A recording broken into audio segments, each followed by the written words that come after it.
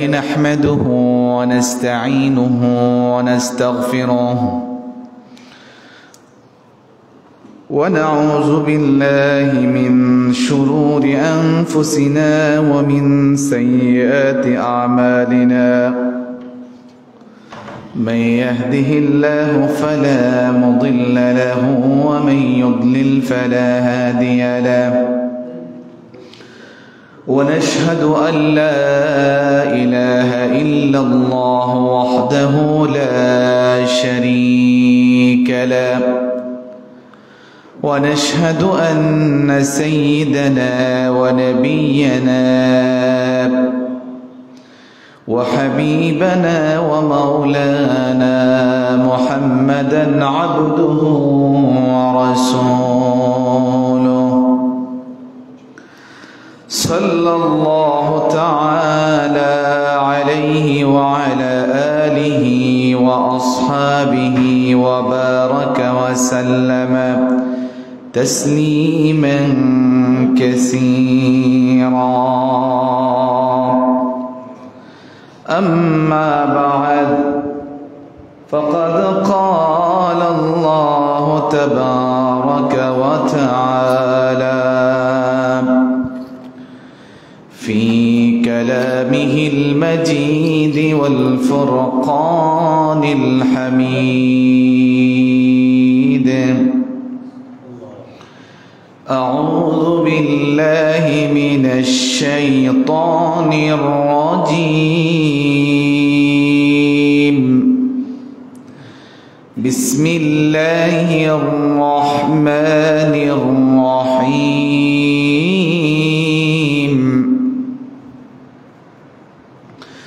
يا أيها الذين آمنوا كتب عليكم الصيام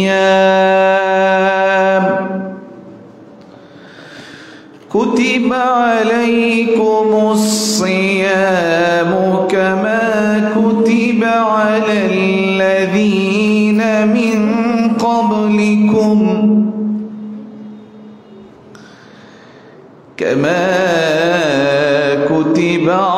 الذين من قبلكم لعلكم تتقون.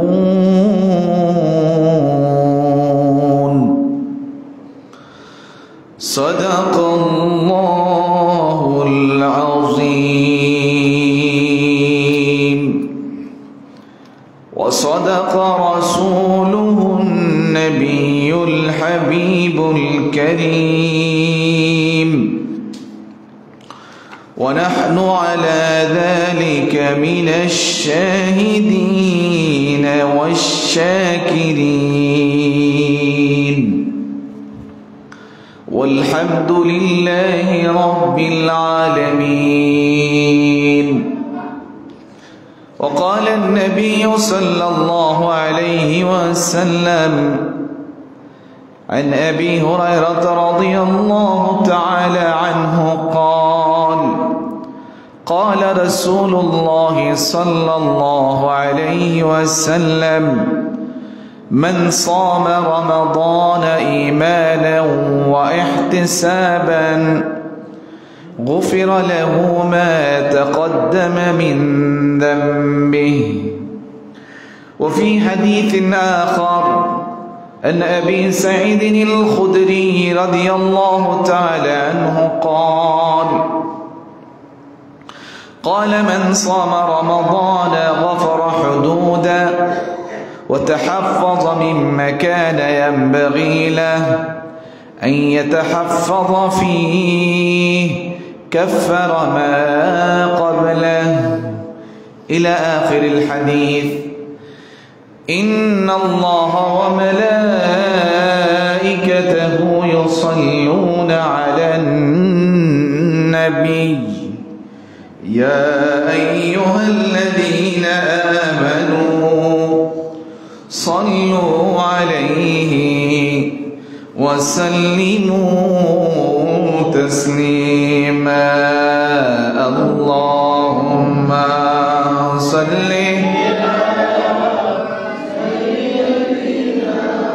مولانا محمد وعلى آل سيدنا يا رسول الله حبيب خالق تاتوي برغزيدا ذوالجلال پاک بهم تاتوي اللهم صل سيدنا مولانا محمد وعلى آل سيدنا لا إله إلا الله لا إله لا إله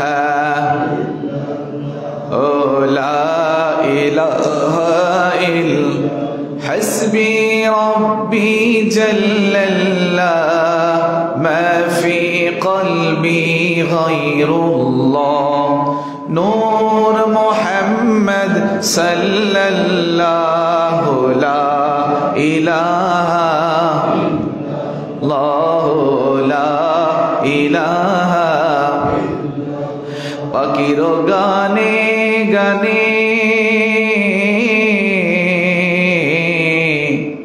হাওয়ার তানে তানে ওই নামেরি সুর শোনা যায় ওই নামেরি সুর শোনা যায় দেজ নীরব সারা লা ইলাহা ইল্লাল্লাহ লা ইলাহা লা ইলাহা ইল্লাল্লাহ মুহাম্মাদুর রাসূলুল্লাহ সকলে পড়ুন সাল্লাল্লাহু আলাইহি ওয়াসাল্লাম মুআজ্জাজ মুকাররম মুসল্লিয়ান কিরাম সর্বপ্রথম আল্লাহ সুবহানাহু ওয়া তাআলার দরবারে আলিশানে লাখ কোটি শুকরিয়া আদায় করছি যে আল্লাহ তাআলা আপনাকে আমাকে আজকে পবিত্র এবং মহিমান্বিত শাবান চাঁদের শেষ জুমার দিন এরপরে আর শাবান চাঁদের কোনো জুমা পাওয়া যাবে না আমাদের সম্মুখে রমাদান কারীম উপস্থিত হয়ে গেছে এজন্য আমরা আসুন আল্লাহ পাকের দরবারে ইলাহিতে প্রাণ খুলে মন উজাড় করে শুকরিয়া আদায় করি আমরা উচ্চকণ্ঠে একবার বলি আলহামদুলিল্লাহ হাজরানে কেরাম সামিনে আজম আমাদের সম্মুখে দীর্ঘ এবং প্রতীক্ষিত 12 মাস এর মধ্যে সর্বশ্রেষ্ঠ এবং সবচেয়ে সম্মানিত বরকতময় যে মাস সেটা হলো রমাদানুল মুবারক বলুন আলহামদুলিল্লাহ রমাদানুল মুবারক আমাদের সম্মুখে উপস্থিত সম্ভাব্য আগামী শনিবার দিবাগত রাত থেকেই রমাদান কারীম শুরু হবে অর্থাৎ শনিবার দিবাগত রাত থেকেই আমরা তারাবি এবং সেহরি করব যদি রমাদান কারীমের চাঁদ দেখা যায় তো হাজরানি কেরাম সামিনে আজম এই রমাদান কারীম আমাদের সামনে উপস্থিত এই রমাদানের মুবারক উম্মতের জন্য একটা মহা নিয়ামত মহা বরকতের চাঁদ রহমত মাগফিরাত এবং নাজাতের মাস মাহে রমাদানুল মুবারক এই যে রমাদানুল মুবারক এই রমাদানুল মুবারকে যেটা স্পেশাল ইবাদত সেটা হলো রমাদানুল মুবারকের সিয়াম পালন করা বা রোজা রাখা এই রোজা রাখা এটা উম্মতের জন্য বান্দার জন্য আল্লাহর পক্ষ থেকে মহান নিয়ামত এই যে রোজা দেখুন রমজান শব্দ এটা আমাদের রমাদানুল মুবারক এটা মূলত আসলে আরবি শব্দ রমাদান থেকে রমজান শব্দ। রমাদান এটা আরবি শব্দ, এর বাংলা অর্থ হলো জ্বালিয়ে দেওয়া, পুড়িয়ে দেওয়া, বর্ষ করে দেওয়া, নিঃশেষ করে দেওয়া। রমাদান শব্দের অর্থ। যেহেতু এই মাসে আল্লাহ তাআলা তার অনুগ্রহ, তার দয়াতে, তার নিজ গুণে বান্দার গুনাহগুলাকে, বান্দার পাপগুলাকে আল্লাহ তাআলা মাফ করে দেন, ক্ষমা করে দেন, নিঃশেষ করে দেন, এজন্য এই মাসের নাম দেওয়া হয়েছে রমাদানুল মুবারক। বলুন না সুবহানাল্লাহ। আর সিয়াম, আরবিতে সিয়াম, আর আমাদের উপমহাদেশে সেটাকে বলা হয় রোজা। এই যে রোজা, রোজা শব্দটা মূলত ফার্সি ভাষার শব্দ। যেভাবে আমরা নামাজ বলি, নামাজ আসলে মূলত এটা আরবি ভাষার শব্দ নয়। আরবি ভাষার শব্দ হলো সালাত, আমরা বলি নামাজ। এইভাবে এই যে সিয়াম বা রোজা, এই রোজা শব্দটা ফার্সি ভাষার শব্দ, এর আরবি হলো সিয়াম। সিয়াম শব্দের অর্থ হলো বিরত থাকা। কি থেকে বিরত থাকা? আল বাহরুর রায়া কিতাবের ৩য় খণ্ডের ২৭৮ নম্বর পৃষ্ঠার মধ্যে উল্লেখ করা হয়েছে, ওয়া তারকুল আকলি ওয়া শুরবি ওয়া জিমাই মিনাস সুবহি ইলা গুরুবি বিনিয়াতি মিন আহলি। ইবাদতের নিয়তে, শরীয়তের আদিষ্ট ব্যক্তির সুবহে সাদিক হতে সূর্যাস্ত পর্যন্ত খাওয়া, পান করা, স্ত্রী সহবাস থেকে বিরত থাকার নাম হলো সিয়াম বা রোজা। অর্থাৎ নিয়ত সহকারে, আরো সহজ কথায় বললে নিয়ত সহকারে সুবহে সাদিক থেকে সূর্যাস্ত পর্যন্ত যাবতীয় পানাহার, যাবতীয় কামাচার, যাবতীয় অশ্লীল কাজ থেকে বিরত থাকার নামই হলো রোজা। দেখুন, আমরা অনেকে মনে করি যে রোজা শুধুমাত্র মনে হয় উপবাস করার নামই রোজা, কিন্তু না, শুধুমাত্র উপবাস করার নাম রোজা নয়, এবং আল্লাহ তাআলা সেটা কামনাও করেন না। আপনি রোজা রাখলেন, মিথ্যা কথা বললেন, রোজা রাখার পরে আপনি কি করলেন? অন্যের গীবত করলেন, রোজা রাখার পরে ঝগড়া করলেন, এটা আল্লাহ তাআলা চান না। আল্লাহ তাআলার কাছে এই রোজা রাখার কোনো দাম নাই। আল্লাহ আপনার কাছ থেকে, আমার কাছ থেকে এই রোজা রাখার, এটা আল্লাহ তাআলা চান না।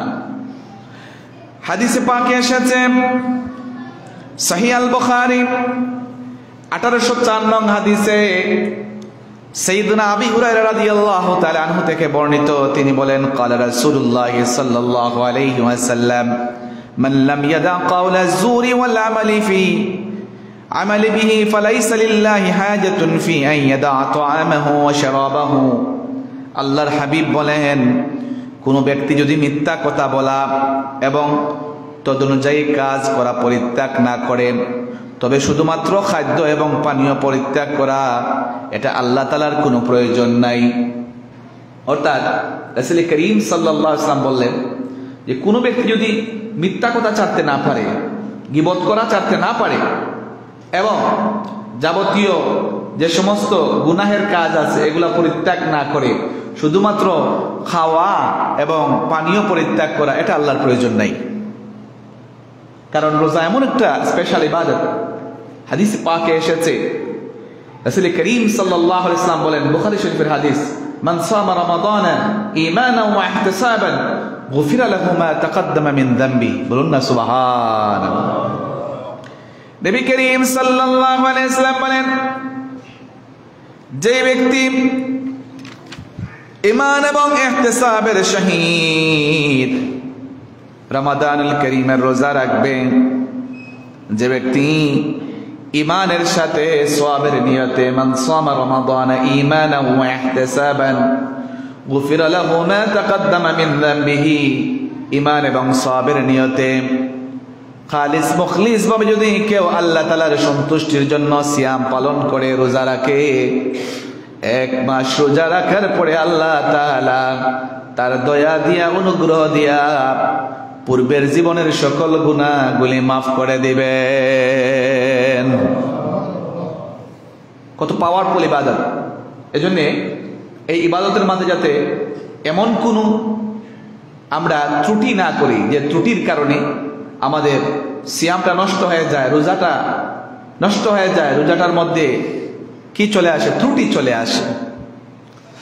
মুসনাদে আহমদের হাদিস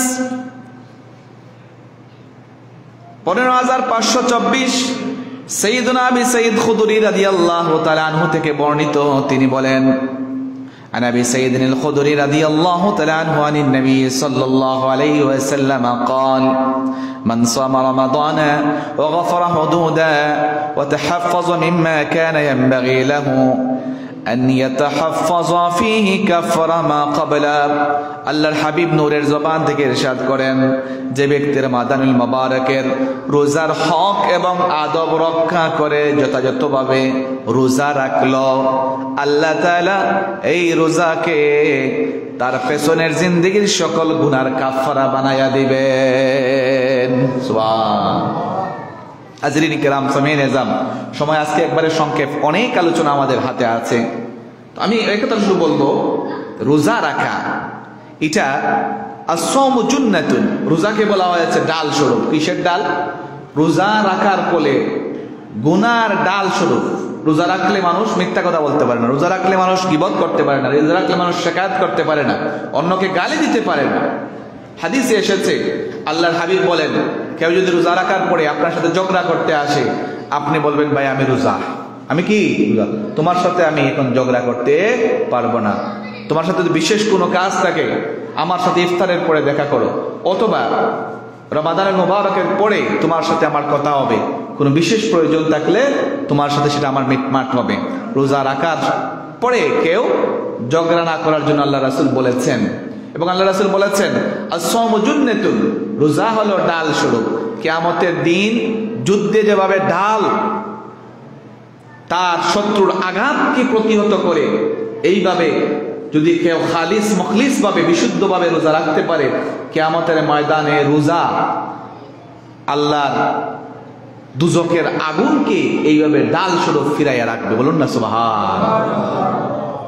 আল্লাহর হাবিব বলেন, আস-সাওমু লি ওয়া আনা আজজি বিহি, রোজা একমাত্র আমার সন্তুষ্টির জন্য রাখা হয়, আর কিয়ামতের ময়দানে আমি নামাজ, আমি যাকাত, আমি সাদকা, আমি দান, অন্যান্য সকল ইবাদতের প্রতিদান ফেরেশতার মাধ্যমে আমি পৌঁছায়া দিব। একমাত্র রোজা হলো যেটা আমার জন্য রাখা হয়, আর আমি এর প্রতিদান আমি নিজ হাতে দিব। বলুন না সুবহানাল্লাহ। আর অন্য হাদিসে এসেছে, আস-সাওমু লি ওয়া আনা আজজি উজজা বিহি, রোজা আমার জন্য রাখা হয় আর আমি নিজেই এর প্রতিদান। বলুন না সুবহানাল্লাহ। তা আল্লাহ যদি নিজেই আপনার প্রতিদান হয়ে যান, আপনার তো আর কোনো চিন্তার কারণ নাই। হাজরানে কেরাম, সামিনে আযম, রোজাদার ব্যক্তি আল্লাহর কাছে দোয়া করলে আল্লাহ তাআলা ওই দোয়া ফিরাইয়া দেন না। হাদিস শরীফের মধ্যে এসেছে, যদি কোনো ব্যক্তি রোজাদার অবস্থায় কোনো ইবাদত করে, অর্থাৎ রমজানুল মুবারকের যে কোনো একটা নেক আমল করে, একটা নফল কাজও করে, আল্লাহ তাআলা ওই সওয়াবকে বাড়াইয়া অন্য মাসের ফরজ আমলের সমান সওয়াব দান করেন। সুবহানাল্লাহ। আর যদি একটা ফরজ আমল করে, অন্য মাসের 70টা ফরজ আমল করলে যে সওয়াব পাওয়া যেত, রমজান কারিমে সমান সওয়াব পাওয়া যায়।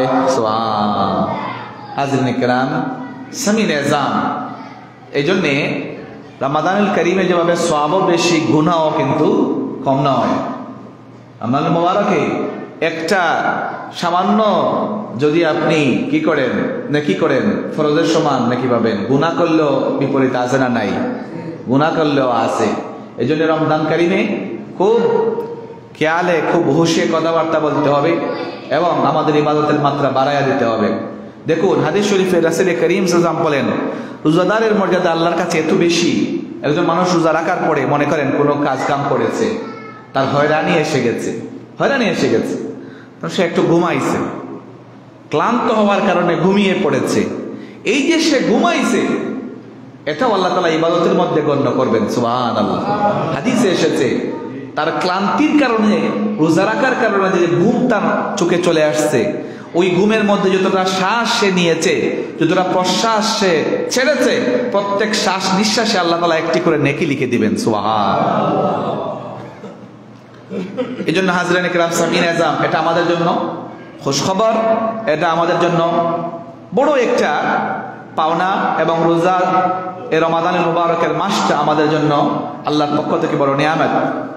আসুন এবার আমরা কিছু জিনিস আমরা জেনে নেব, যে জিনিসগুলা আমরা কোন কোন কারণে আমাদের রোজা নষ্ট হবে, কোন কোন কারণে আমাদের রোজাগুলা নষ্ট হবে না। এই জিনিসগুলো আমরা অনেকেই জানি না। এটা জানা আমাদের জন্য খুবই প্রয়োজন। যেসব কাজ করলে আমাদের রোজাগুলো নষ্ট হয়ে যাবে, এটা আমরা অনেকে জানি না। না জানার কারণে আমাদের অনেক সময় আমরা এই জিনিসগুলা করে ফেলি। যেমন 1 নম্বর, যে সমস্ত কাজ করলে আমাদের রোজা নষ্ট হয়ে যাবে তার মধ্যে অন্যতম একটা হলো, যদি অজু বা গোসলের সময় রোজার কথা স্মরণ থাকা অবস্থায় অনিচ্ছাকৃতভাবে আপনার ভেতরে, গলার ভেতরে পানিগুলা প্রবেশ করে আপনার পেটে চলে যায়, আপনার রোজা নষ্ট হয়ে যাবে। এই জন্যে রোজা রাখা অবস্থায় আপনি কুলি করতে, অজু করতে আপনি গড়গড়া করবেন না। গড়গড়া করলে যদি পানি ভিতরে চলে যায় রোজা নষ্ট হয়ে যাবে। তারপরে দাঁতের ফাঁকে অনেক সময় আমাদের খাদ্য কোনো আটকে থাকে না, এইগুলো আপনি বের করে যদি খেয়ে ফেলেন রোজা নষ্ট হবে। এরপরে আপনার স্বাভাবিকত অনেক জিনিস আছে যেগুলা খাদ্যবস্তু নয়, বিভিন্ন জিনিস আমরা অনেক সময় এটা বদ অভ্যাসের কারণে আমরা চিবাই, এইগুলা যদি আপনার পেটের ভিতরে মাটি, পাথর বা এ ধরনের কিছু চলে যায় রোজা নষ্ট হয়ে যাবে। আগরবাতি বা এ ধরনের কোনো সুগন্ধির ধোঁয়া যদি আপনি ইচ্ছা করে রোজা রাখা অবস্থায় রাখেন, আপনার ভিতরে প্রবেশ করে আপনার রোজা নষ্ট হয়ে যাবে। এরপরে অনিচ্ছাকৃতভাবে যদি বমি হওয়ার কারণে, অনিচ্ছাকৃত সময় অনেক সময় বমি হয় না মানুষের, এখন যদি মনে করে যে না রোজা তো আমার হয় না, নষ্ট হয়ে গেছে, বলে সে খাইয়া ফেলে, তাহলে কি হইবে? তার রোজা নষ্ট হয়ে যাবে। এটা রোজা কিন্তু তার শেষ হয়ে যাবে। বমি করলে রোজা নষ্ট হয় না। দেখুন, যে সমস্ত কারণে আরো অনেকগুলো আছে, 5টা পয়েন্ট বললাম, পয়েন্ট কমপক্ষে এখানে আছে 10 থেকে 15টা, সবগুলা বলা সম্ভব নয়। যেগুলো আপনাদের সন্দেহ হয় আমাদের জিজ্ঞেস করবেন, আমরা আপনাদেরকে বলে দিব। তারপরে দেখুন, যে সমস্ত কারণে রোজা ভাঙে না। 1 নম্বর, রোজাদার ব্যক্তি রোজার কথা ভুলে গিয়ে কোনো কিছু খেয়ে ফেলছে। অনেক সময় হয় না এরকম? অনেক সময় তার মনে থাকে না, খেয়ে ফেলছে। যখন আপনার ইয়াদ হবে আমি তো রোজা, সঙ্গে সঙ্গে আপনি কি করবেন? খাওয়া থেকে বিরত হয়ে যাবেন, আপনার রোজা নষ্ট হবে না। ভুল ক্রমে আপনার ভুলের কারণে যদি আপনি খেয়ে ফেলেন, আপনার রোজা কি হবে না? নষ্ট হবে। এখন ভুল ক্রমে খেয়ে ফেলছেন, এবার যদি মনে করেন না আমার রোজা তো শেষ হয়ে গেছে, এবার আবার খাইলেন ভালো হইরা, আপনার রোজা কি হয়ে যাব? নষ্ট হয়ে যাব। পরবর্তীতে আপনার রোজা খাজা করতে হইব। ঠিক আছে? এরপরে দেখুন, অনেক সময় চোখে ওষুধ দেওয়া লাগে। অনেক সময় বৃদ্ধ মানুষ আছে, চোখের সমস্যা আছে, চোখে ওষুধ দিলে, সুরমা লাগাইলে অনেক সময় মুখের মধ্যে তিতা অনুভব হয়। এই সমস্ত কারণে রোজা কিন্তু নাই, নষ্ট হইতো নাই। মশা বা মাছি ইত্যাদি অনেক সময় অনিচ্ছাকৃত আপনার মুখের ভিতরে, গলার ভিতরে চলে গেছে, আপনি এটা মনে করার কোনো কারণ নাই যে আমার রোজা নষ্ট হয়ে গেছে। না, আপনার রোজা নষ্ট হবে না। অনেক সময় অনেকে প্রশ্ন করে, হুজুর রোজা রাইখা ঘুমাইছি, আমার নাইট প্রেশার বা স্বপ্নদোষ হয়ে গেছে, আমার রোজা নষ্ট হয়ে বলেন না, আপনার রোজা নষ্ট হইতো না। এইভাবে আরো অনেক জিনিস আছে যেগুলো আপনার জানার দরকার, প্রয়োজন। সময় যেহেতু কম, 5টা টপিক বললাম। এরপরে দেখুন, যে সমস্ত কারণে রোজা মাকরুহ হয়, নষ্ট হয় না, তবে রোজা পরিপূর্ণ সওয়াব থেকে আপনি বঞ্চিত হবেন। তোর মধ্যে অন্যতম একটা কারণ হলো যে আপনি নাকে পানি দেওয়ার সময় যদি নাকের নরম অংশের উপরে চলে যায় পানি, আপনার রোজা মাকরুহ হবে। এরপরে বিনা কারণে যে কোনো কিছু চিবানো, বিনা কারণে আপনার রোজা কি হয়ে যাব? নষ্ট হয়ে যাবে। ইচ্ছাকৃতভাবে অনেক সময় আছে মুখের ভিতরে আপনি তুতু জমা করে গিলি লিছেন, এটা তৈলে কি তৈব? আপনার রোজা মাকরুহ হইব। রোজা অবস্থা গীবত করলে, গালিগালাজ করলে, বেপর্দা চললে, সিনেমা, নাটক ইত্যাদি দেখলে, এগুলো তো এমনিই দেখা হারাম। রোজা রাখা অবস্থায় এর লাগে আপনি টিভি দেখতা না। টিভি দেখলে আপনার রোজা মাকরুহ হইব, কারণ টিভির মধ্যে আপনার নিয়ন্ত্রণ নাই। যে কোনো সময় বেপর্দা নারী একটা চলে আসবে আপনার সম্মুখে, এই অবস্থায় আপনি চাইলে আপনার রোজাটা মাকরুহ হবে। টুথ পাউডার, পেস্ট ইত্যাদি দিয়ে আপনি ব্রাশ, অনেক সময় অনেক সকালে উঠটা ব্রাশের মধ্যে পেস্ট লাগাই ইচ্ছা মতো ব্রাশ করে, এরকম লোক আছে না নাই? এটা করলে আপনার কি হইব? রোজা মাকরুহ হয়ে যাবে। কারণ পেস্টের মাঝে এক ধরনের স্বাদ আছে না নাই? এই স্বাদটা যে আপনি অনুভব করছেন, এটা আপনি আগে করবেন সাহারির সময়, খাওয়া দাওয়ার পরে। এর জন্য নিয়ম হইলে কি আপনি খাওয়া দাওয়ার পরে সঙ্গে সঙ্গে ব্রাশ করতে নাই। খাওয়া দাওয়ার পরে অন্তত পক্ষে 10-15 মিনিট রাখকে আপনি খাইতেন, বা 10 মিনিট এইভাবে রাখতেন। ঠিক আছে? খাওয়ার পরে যে একটা দেখবেন একটা লালা জমা হয়, এটা আল্লাহর কুদরত, এটা অনেকে জানে না। এটা বিজ্ঞান বলছে এই লালাটা আপনার ডাইজেস্টের জন্য উপকারী। সুবহানাল্লাহ পড়ুন। এই লালা তৈরি আপনি এমনি সারাদিনে লালা তৈরি করতে পারবেন না, কিন্তু আপনি কোনো কিছু খাওয়ার পর দেখবেন অটোমেটিক একটা লালা তৈরি হয় মুখের ভিতরে। এটা বিজ্ঞান বলছে এই লালাটা কুদরতিভাবে তৈরি হয় এবং এটা আপনার ডাইজেস্টের জন্য, হজমের জন্য এটা ঔষধের মতো কাজ করে। সুবহানাল্লাহ। এই জন্যই আপনি ব্রাশ না করে ইচ্ছা করলে আপনি কি করেন, আপনি এই যে আপনার মেসওয়াক করেন, মেসওয়াক করলে আপনার এটা ঠিক থাকবে। এরপরে আরো অনেক রোজার শত শত হাজার হাজার মাসালা আছে, কোনটা বলবো আর কোনটা ছাড়বো আপনাদেরকে। তো প্রাথমিকভাবে বলতেছে, ধারাবাহিক আমরা পরবর্তী জুমাগুলোতে আলোচনা করবো ইনশাল্লাহ। এখন দেখুন, রোজা রাখা অবস্থায় অনেকে আছে এইভাবে মেসওয়াক করাকে অনেকে মনে করে যে রোজা রাখলে মেসওয়াক যদি করে মনে হয় রোজা নষ্ট হয়ে যাবে। না, মেসওয়াক কাঁচা ডাল হোক শুকনা ডাল হোক, এটা দুপুরের আগে হোক অথবা পরে হোক, ইফতারের আগ মুহূর্তেও মেসওয়াক করা যাবে। মেসওয়াক করলে আপনার রোজা নষ্ট হবে না, মাকরুহ হবে না। এরপরে আপনি রোজা রেখে অনেকে মনে হয় গোসল করলে মনে হয় রোজা মাকরুহ হইব না, গোসল আপনি করতে পারবেন প্রয়োজনে। তবে গোসল করাটা আপনি সন্ধ্যার পরে সম্ভব হইলে গোসল করাটা উত্তম। তবে যদি সন্ধ্যার পরে আপনি না পারেন, দিনের গোসল করলেও আপনার রোজা নষ্ট হবে না। রোজা রাখা অবস্থায় আপনি সুগন্ধি ব্যবহার করতে পারেন, আতর। অনেকে মনে করে আতর লাগাইলে মনে হয় আপনার রোজা মাকরুহ হইবে না, আতর আপনি ব্যবহার করতে পারবেন, সুরমা লাগাইতে পারবেন, ঠিক আছে। আচ্ছা, এই ধরনের আরো অনেকগুলা মাসলা মাসাইল আছে যেগুলো আপনাদের জানাটা খুবই জরুরি, এগুলো আপনারা জানবেন। এখন আসুন আমরা সাহরি এবং ইফতার সম্পর্কে সামান্য কিছু জেনে তারপরে আমাদের আলোচনাটা আজকে আমরা শেষ করে নিব। সাহরি এবং ইফতার এটা আমাদের জন্য খুবই দরকার। যে সাহরি খাওয়া, ইফতার করার ফজিলত কি, আপনাদের দুইটা হাদিস শোনায়া তারপরে আমি আরো অন্য আলোচনা আছে, অন্য আলোচনায় চলে যাব। আসুন দেখি আমরা সাহরি খাওয়া সম্পর্কে রাসূল করিম সাল্লাল্লাহু আলাইহি ওয়াসাল্লাম হাদিস শরীফে কি বলেছেন। সাহরি খাওয়া সুন্নত। তো সাহরি যে একবারে পেট পুড়ে আপনি খেতে হবে সেটা বড় কথা নয়। সাহরি যদি আল্লাহ রাসূল বলেছেন এক গ্লাস পানিও হয়, সেটা দিয়েও আপনি সাহরি করুন, কারণ সাহরি খাওয়াটা সুন্নত এবং সাহরি খাইলে আল্লাহর পক্ষ থেকে বরকত নাজিল হয়। বলুন সুবহানাল্লাহ। আর আনাস রাদিয়াল্লাহু তাআলা আনহু قال رسول الله صلى الله عليه وسلم تسحروا فإن في السحور بركة। سيدنا আনাস রাদিয়াল্লাহু তাআলা আনহু বলেন, নবী করিম সাল্লাল্লাহু আলাইহি ওয়াসাল্লাম ইরশাদ করেছেন, তাসাহহারু, তোমরা সাহরি খাও, ফাইন্না ফিস সুহুরি বারাকাতুন, কেননা সাহরিতে বরকত আছে, আল্লাহর পক্ষ থেকে সাহরি খেলে বরকত পাওয়া যায়। সুবহানাল্লাহ। এই জন্যে আমরা সাহরি খাবো।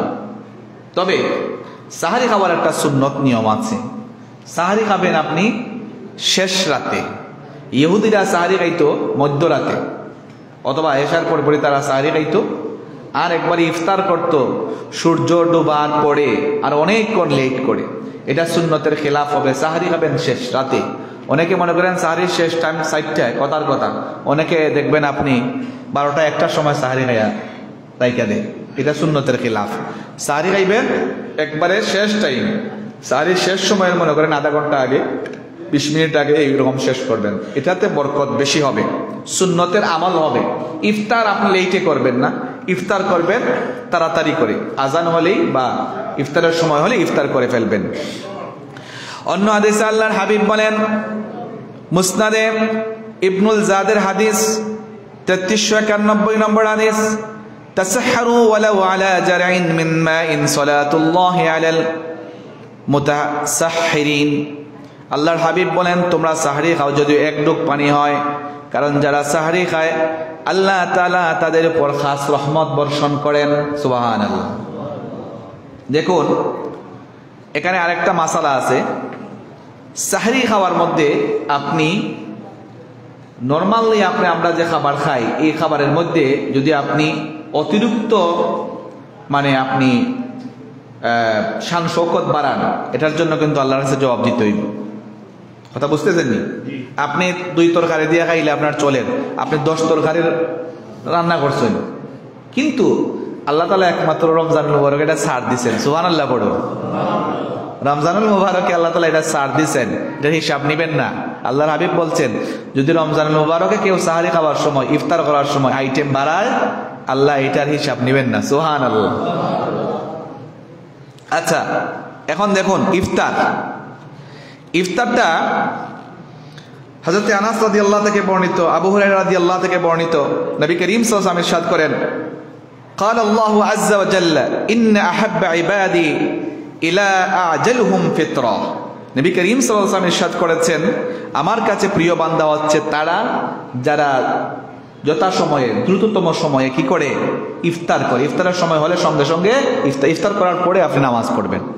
আপনি নামাজ পড়ে ইফতার করবেন, এটা সুন্নতের খেলাফ হবে। হ্যাঁ, ইফতার করা, খেজুর দ্বারা ইফতার করা, কেউ বলেছেন সুন্নাত, কেউ বলেছেন মুস্তাহাব। খাজুর দ্বারা ইফতার করা সুন্নাত। তো যদি আপনি খাজুর না পান তাহলে আপনি বিশুদ্ধ পানি দ্বারা ইফতার করবেন।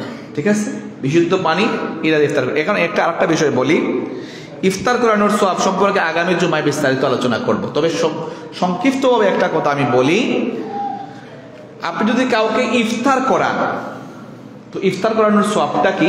আমি শুধু বাংলা অনুবাদটা বলছি। নবী করিম সাল্লাল্লাহু আলাইহি ওয়াসাল্লামের ইরশাদ ফরমান, আপনি গোটা দিন রোজা রাখিয়া যে সওয়াব পেয়েছেন, কাউকে আপনি ইফতার করালে আল্লাহ তাআলা আপনাকে সমান সওয়াব দান করবেন। সুবহানাল্লাহ।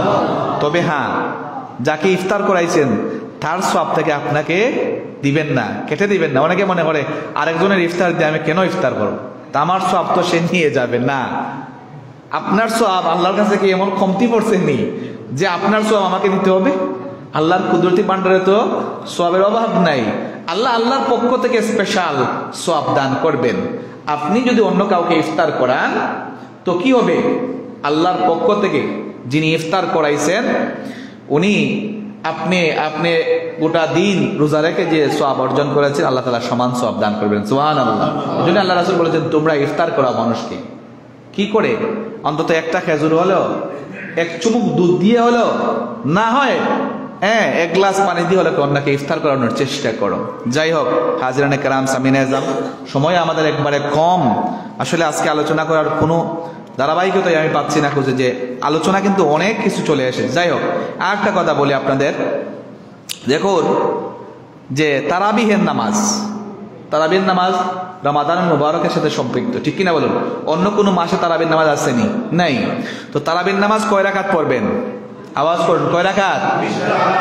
না 8 রাকাত? কয় রাকাত পড়বেন? মক্কা মদিনায় কয় রাকাত এখনো আছে?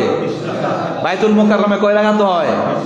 সব জায়গায় আল্লাহর হাবিবের জমানা থেকে এখন পর্যন্ত 20 রাকাত চলে আসছে। সুতরাং আমরাও কয় রাকাত পড়ব?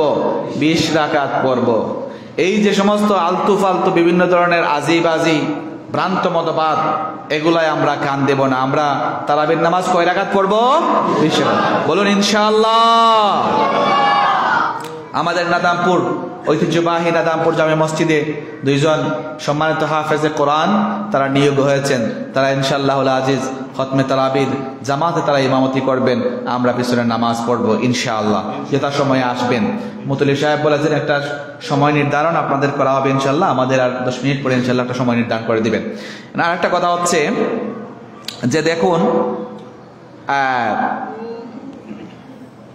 রমাদানুল মুবারকের একটা স্পেশাল এবং বিশেষ একটা অংশ হচ্ছে কোরআনুল কারীম।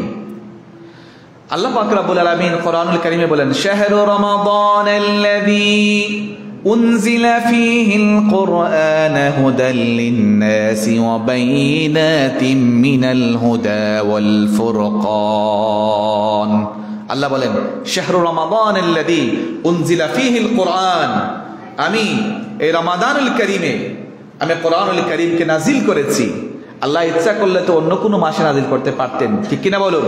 কিন্তু আল্লাহ তাআলা এই কোরআনুল কারীমকে রমাদান কারীমে নাজিল করেছেন। এর কারণ হলো রমাদান কারীমের সাথে কোরআনুল কারীমের বিশেষ একটা সংযোগ রয়েছে, বিশেষ একটা কি রয়েছে? সম্পর্ক রয়েছে। বলুন না সুবহানাল্লাহ।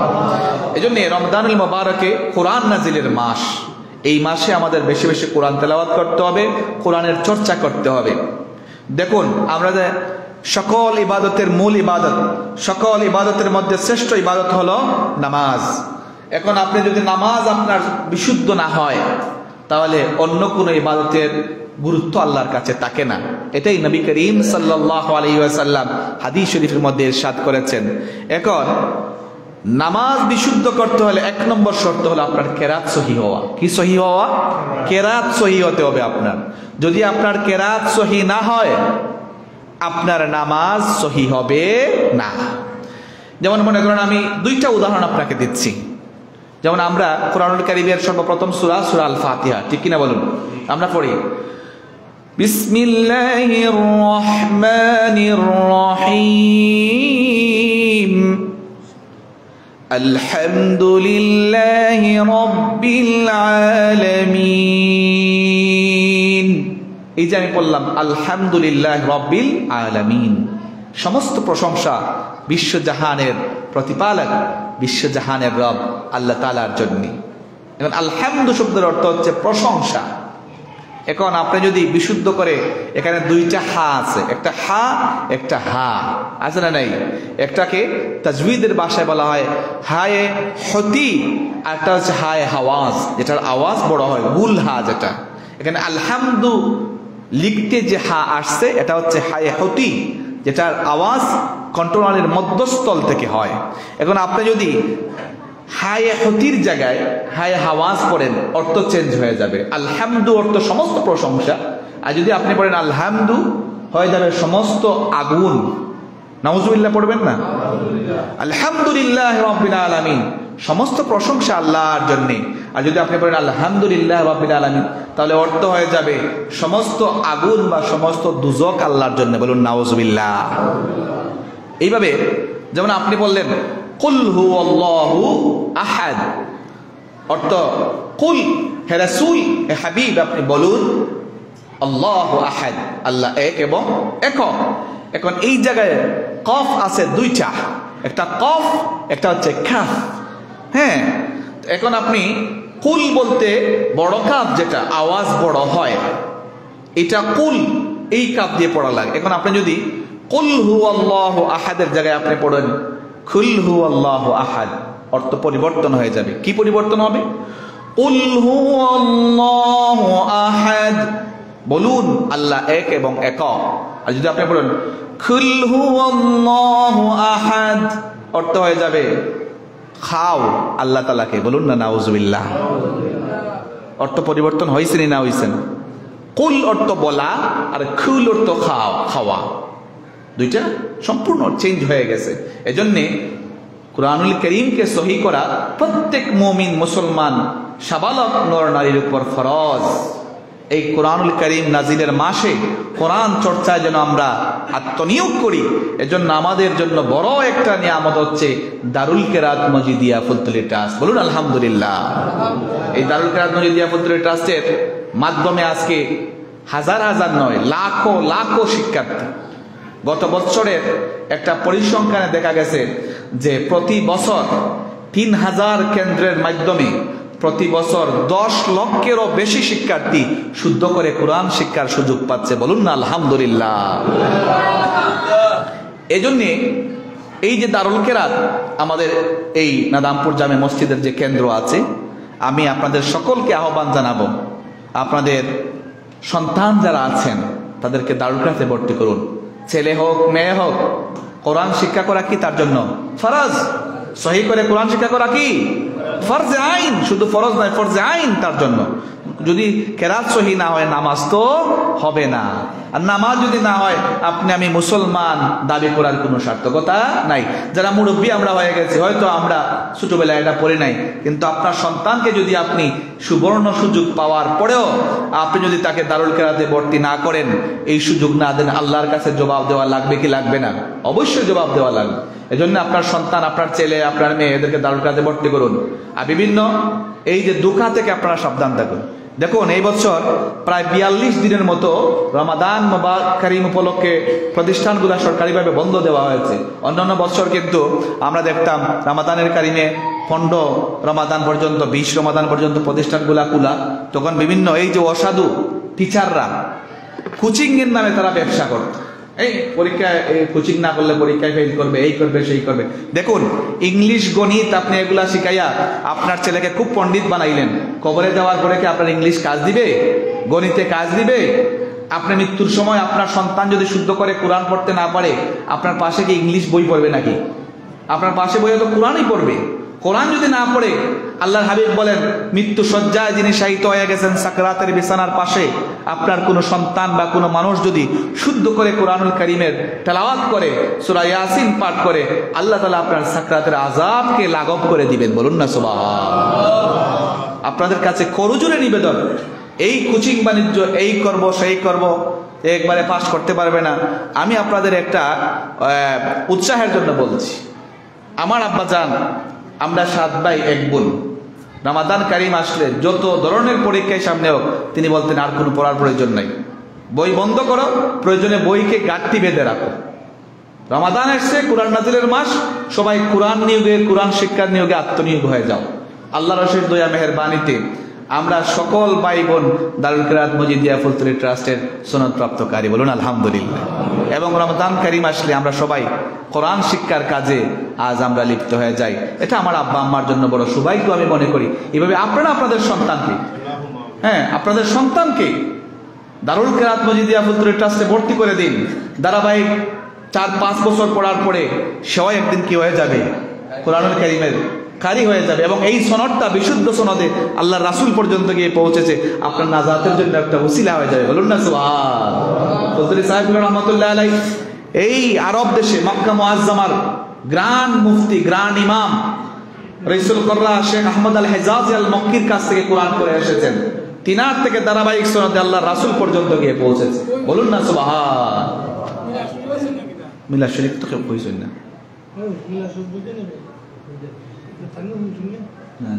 কইছেন মিলাদ আছেন? যাই একটা মিলাদ আমরা করতে আনলে লম্বা হলাম আমরা ইনশাআল্লাহ।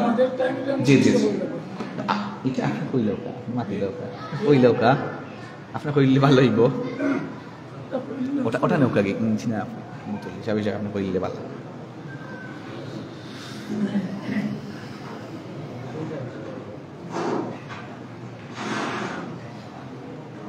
আসসালামু আলাইকুম রহমতুল্লাহি ওয়া বারাকাতুহু। আমরা তো সম্ভবত 7 টাকা দুনিয়ার কালকে দিন আমরা আপনার তারাবির নামাজ পড়া লাগবে।